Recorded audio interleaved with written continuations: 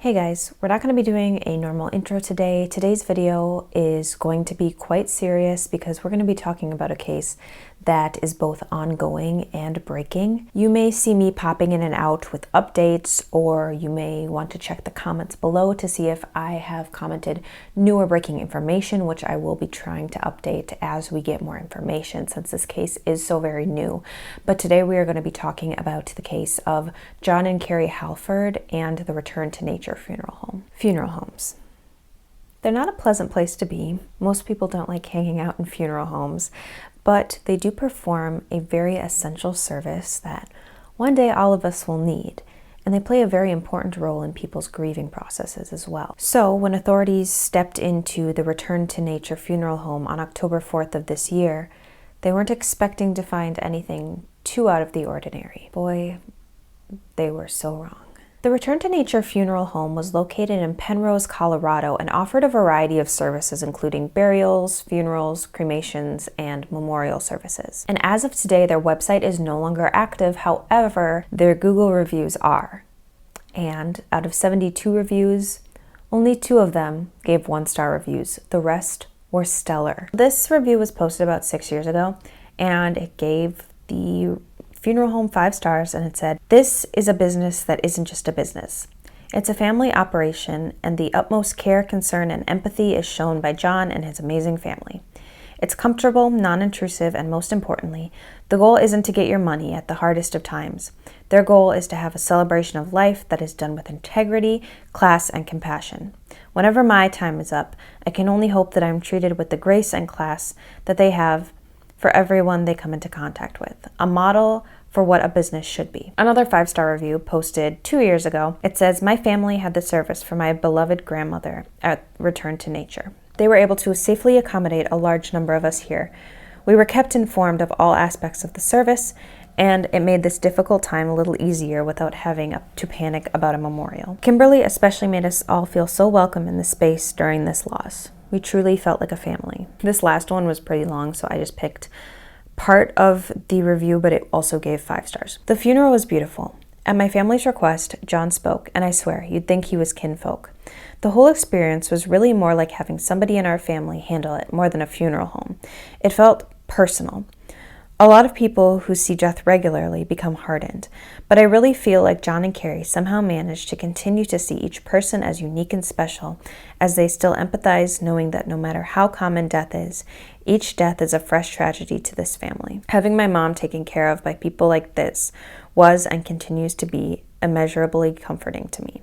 I hope this will be the only funeral I have to arrange, but I would 100% recommend Return to Nature." We'll talk about this more at the end of the video, but reading reviews like this about this funeral home makes me extremely upset because I don't understand the motive behind the crimes that we're going to be discussing.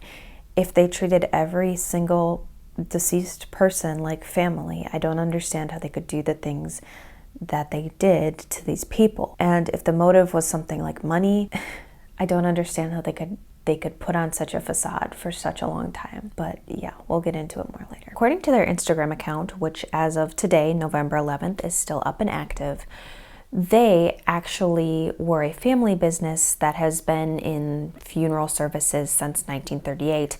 However, the Return to Nature funeral home has been an active business since 2017. So the whole Return to Nature funeral home business idea was that they tried to make burials more nature-friendly, more green. And they did this by using biodegradable coffins, or sometimes people could not be buried in coffins at all and just go back into the ground. And they also didn't use embalming fluid or any chemicals that had carcinogens in them like formaldehyde does. But that was their whole thing. And actually, it's a very cool business idea. However, Jon and Carrie Hallford, the people that were running this business, the people that we're going to be talking about today, are trashy people. So that makes the idea less cool. But anyway, we're going to get into the timelines of events, what we know so far, and it goes as follows. So the Fremont County Sheriff's Office was made aware that there was a weird smell coming from the Return to Nature funeral home, and so they got in contact with Jon Hallford and asked if they could have access to the funeral home, kind of look around and see what the smell might be. And Jon agreed, and they made an appointment to meet on October 4th at 2 p.m. During this conversation, Jon stated that he knew that the smell was a problem, and it was actually because he was learning taxidermy. And so he was learning a new skill, and there was just some funky smells coming from the funeral home. According to the affidavit that was recently put out, it appears that Jon and Carrie knew what the police were going to find, as their cell phone records showed that they quickly fled the state after making this appointment with the police. A search warrant was quickly made up and cleared almost immediately after Jon stopped talking to the police. And although the date is kind of unclear, it seems that on or around October 4th of 2023, the police were able to finally look through the Return to Nature funeral home. So what I'm going to be describing next is pretty gruesome, and this is a brand new case. Things are just coming out about it. I highly suggest that if you are at all sensitive to death or depictions of crime scenes or anything like that, I'll be putting a timestamp somewhere around here. Feel free to skip to that. I want to give you guys the best and most accurate information. However, I don't want anybody to be traumatized by this video. So please take care of yourself. But this is what the police found within the funeral home. So within the funeral home, the police found about 190 bodies in various states of decomposition. According to the affidavit, the bodies were stacked up on top of each other, some in body bags, some without body bags. Through their research, they have figured out that some of these bodies have been in the funeral home since about 2019. That was the earliest body they found, was 2019. Additionally, they also found that the floor was lined with human body decomposition fluids, as well as the insects that go along with that sort of thing. The affidavit didn't say, and I don't know if it's confidential information, if it's not going to be put out, it doesn't really say the layout of the funeral home. I'm assuming that this area was obviously not available to the public, but I don't know if it was like a basement level, if it was like a main level. I'm assuming there were no windows in this room. I'm assuming that this would have been extremely traumatizing for the police to find. I hope that they're getting the proper help that they need, because I'm sure finding a scene like that must have been just awful. By October 13th, all of the deceased had been transported to the El Paso County Coroner's Office, where they then began the tedious process of identifying each and every one of them. On October 5th of 2023, the police were able to gain access to the public-facing side of their business, and there they were able to obtain different accounting documents, as well as just other documents that might help them identify people and figure out the extent of their crimes. And according to the affidavit, it appears that the Hallfords hadn't been to the business since they first got into contact with the police.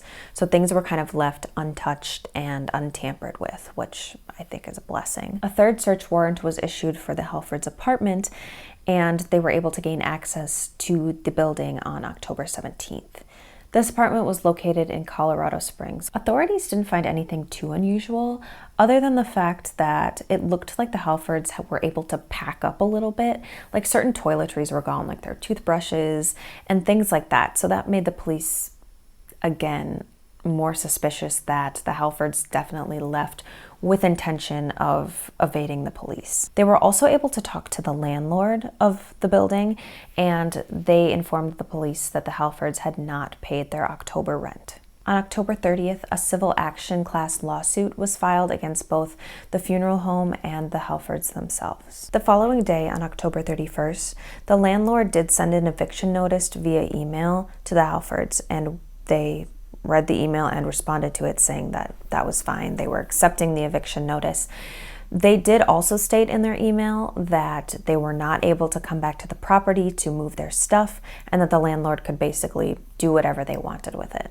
After not being able to contact the Hallfords, the cell phone records that the police were able to obtain, as well as now this eviction notice and what the police had found inside the funeral home, it was overwhelmingly clear that the Hallfords were trying to evade the police and that they knew the crimes they committed were atrocious. A little side note that I thought was kind of interesting was that scrolling through their Instagram account, it looks like their last post was on October 31st, on the same day as the eviction notice. And from an outsider's perspective, everything looked completely normal. It was just a simple Halloween post, a picture of the door with some like carved pumpkins, and all it said was Happy Halloween. And I can't imagine just living your life normally, knowing that you have committed horrible crimes, and we'll get into it more later, but something about it is it's just really scary. It kind of shows the kind of people that the Hallfords are. It's really sick. It's really, really sick. So I've mentioned a few times here and there about Jon and Carrie's cell phone records, and we're gonna just talk a little bit more about that. So the police were able to track both Jon and Carrie's cell phones throughout this investigation, and it appears that Jon powered off his cell phone on October 4th. So it's unclear why, and I don't know if it'll come out later or if it's just because she didn't want to, but Carrie's phone remained on throughout their time out of the state, and so the police were very easily able to track Jon and Carrie out of the state, and it appears that from mid-October to November 7th, the couple was living in Oklahoma. So right from the very start, authorities believed that the couple was staying at Jon's parents' house in Wagner, Oklahoma. The FBI division out of Oklahoma City began to survey Jon's parents' home around the beginning of November.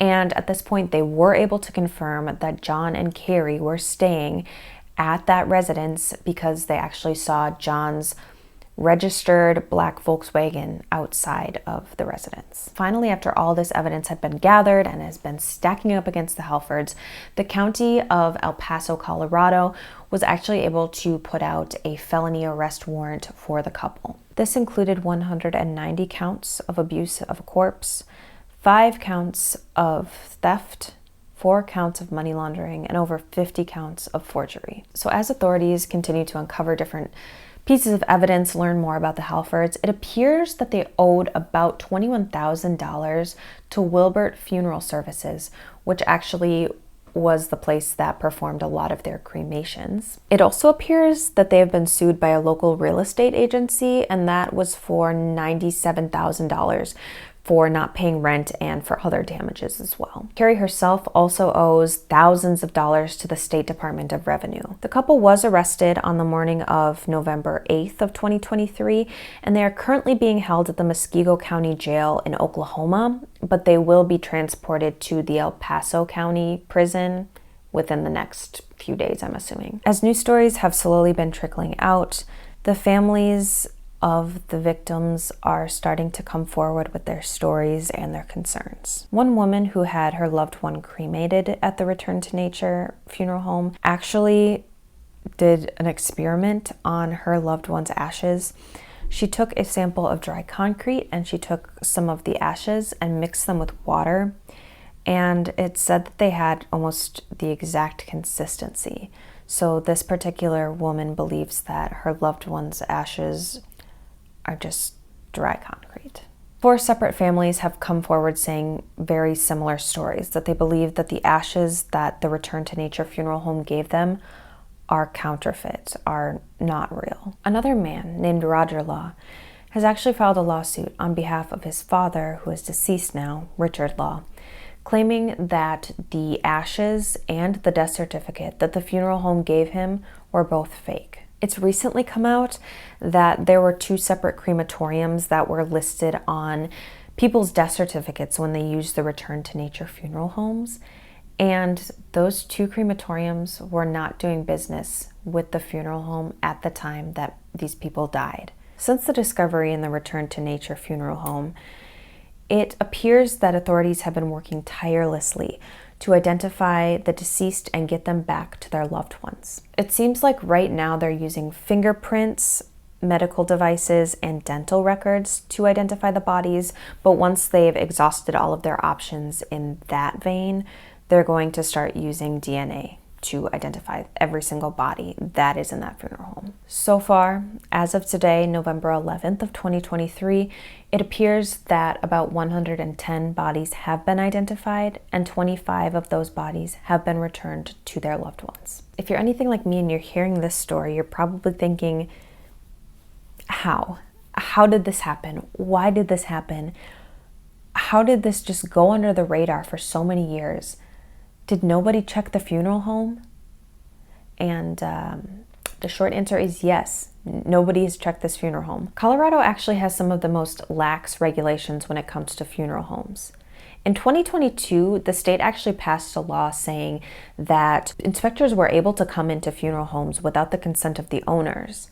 However, little funding went into this law, and so most times there were just no inspections of any kind going on. And since there aren't really a lot of different regulations and inspections going on, it seems that the Hallfords were able to just slide under the radar. For example, their funeral home registration was expired for 10 months and nobody even noticed until it was almost a year later. So like, that just kind of shows that funeral homes, at least in Colorado, can kind of do whatever they want as long as nobody notices. So that's kind of all the information that we as the public have right now. It's not clear why the Hallfords were keeping the bodies. It's not clear what started this. Was it money motivated? Was it some sort of sick feelings or thoughts that the Hallfords were having? Was there something even darker going on? Part of me kind of doesn't want to know. I just kind of want these people to rot in jail, and I kind of don't want to hear about it anymore. But at the same time, I think that it's important that we keep up with this story and we understand why people do the horrible things that they do, because it helps us learn. I just kind of want to leave off this video by saying, I think that it's important that while we examine this story, we really keep in the forefront of our minds the families of the victims. When we see such a sensational headline like 190 bodies found in a funeral home, I think it's really easy to get fixated on the criminals, get really fixated on the gruesome details. But I think what we really should be focusing on is the families and letting them go through their grieving process however they need to. And whether that's listening to their stories or trying to understand how they're feeling, I think it's important that we look at these stories and that we understand that this has to be the most awful thing that could ever happen to a person. You lose your loved one and then you find out that they were never given a proper burial, a proper laying to rest. I think that I don't even have the words for it. It has to just be the most awful feeling. And so I know my audience is not that big, but if any of the family members happen to stumble across this video, my heart goes out to you, and I am thinking about each and every one of you guys. I hope that knowing that these horrible people are behind bars, that gives the families some sort of feeling of justice. I know that they shouldn't even have to be dealing with this, but I hope that they can at least feel some semblance of justice. These people are behind bars, and I hope that they never see the light of day. I thank you guys for watching. I appreciate and love each and every one of you.